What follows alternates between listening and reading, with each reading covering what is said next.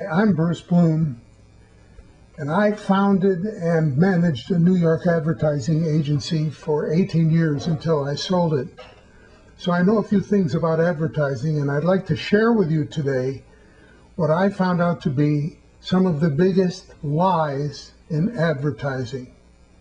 Now, a catalog of all the half-truths, misrepresentations, overstatements, and, well, just plain fairy tales that abound in the advertising world would be the work of a lifetime.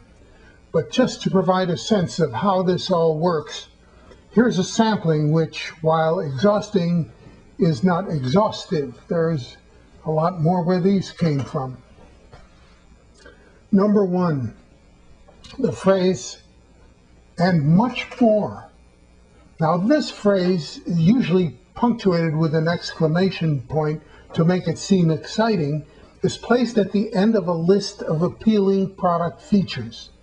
The objective is to flummox the prospect into believing that the product has more features just as good as the ones that are described. This is always a lie. The advertiser inevitably identifies every product feature that might appeal to anyone.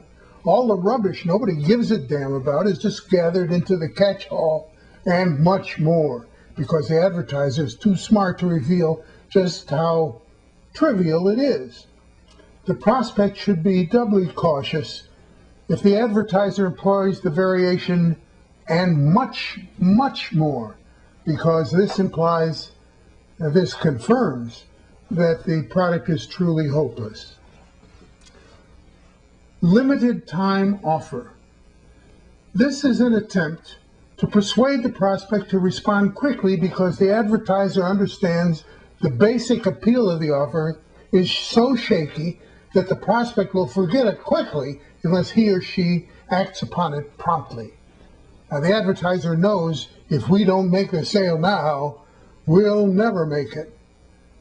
The time limit, which is always unspecified, will never be invoked.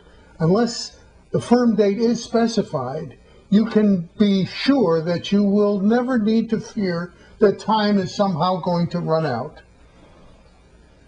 Similarly, there's limited quantity. This is another attempt to goose the prospect into buying right now. Not strictly speaking a lie, because any quantity, even 1,000,000, can be said to be limited. I mean, limited to 1,000,000. The implication here is that the quantity is somehow insufficient to meet the demand. But of course, this is nonsense.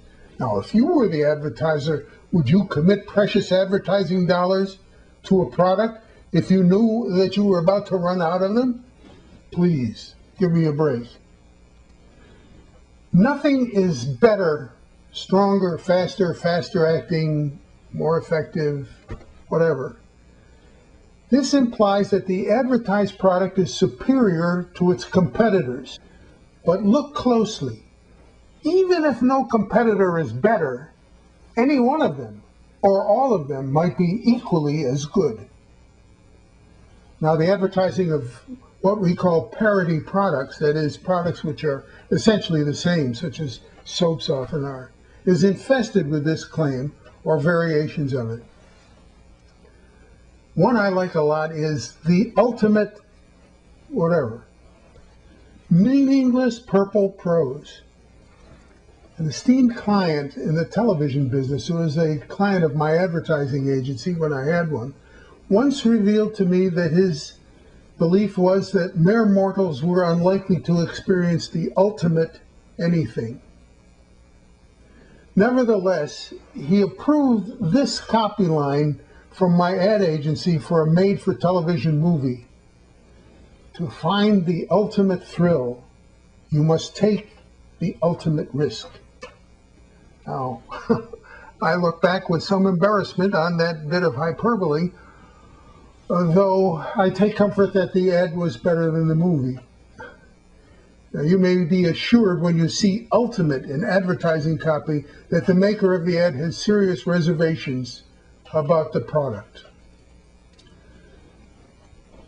The #1 movie in America. Now, this has for some time been popular among the movie folk.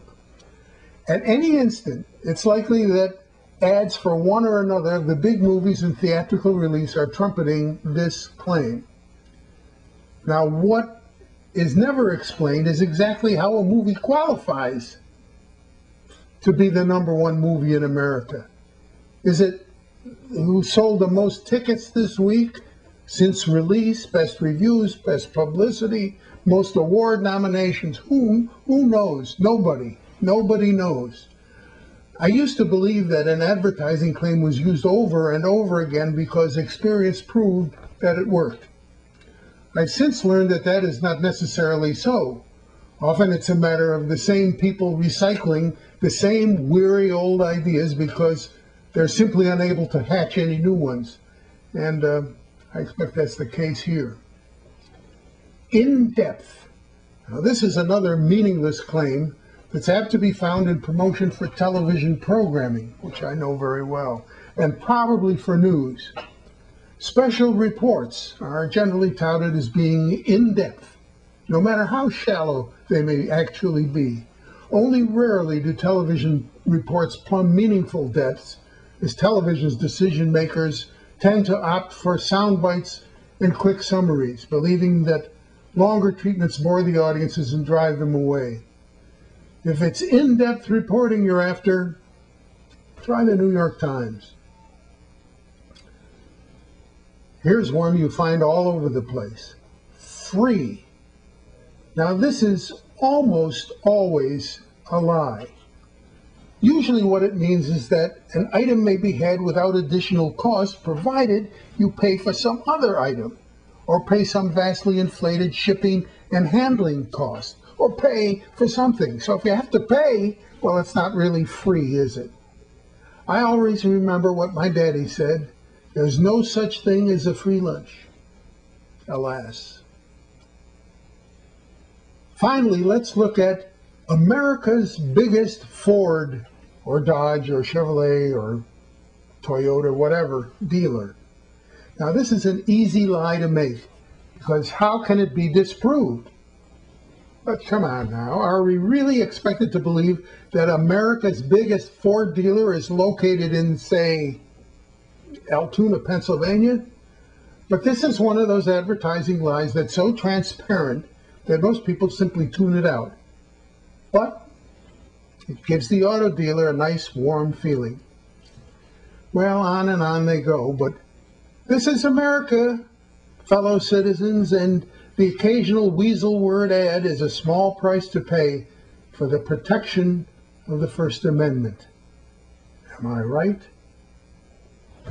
Well, I hope you've enjoyed this, and I hope that you'll take a look at my website, smallbusinessbestideas.com. It's filled with small business best ideas. Some of them are funny, like I hope this one was, but most of them are pretty serious. Valuable lessons that I learned by starting and running a small business myself. Thank you very much for watching. One more time, smallbusinessbestideas.com. See you there. Thanks for watching. Bye.